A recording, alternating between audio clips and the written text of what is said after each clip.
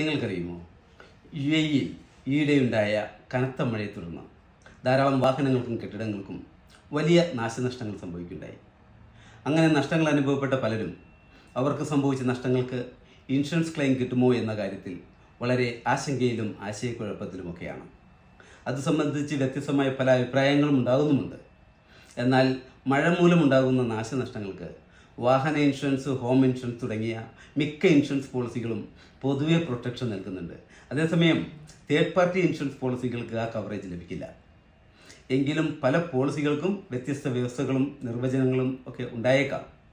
എന്നാൽ മഴ മൂലമാണ് നഷ്ടം സംഭവിച്ചതെന്ന് തെളിയിക്കേണ്ടതും ബോധ്യപ്പെടുത്തേണ്ടതും നമ്മുടെ ഉത്തരവാദിത്തമാണ്. മിക്കവാറും സാഹചര്യ തെളിവുകൾ തന്നെ മതിയാകാവുന്നതാണ്.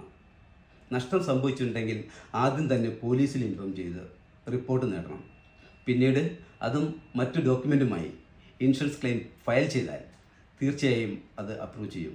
മറക്കണ്ട, ഞാൻ നിങ്ങളുടെ ഷറഫുദ്ദീൻ.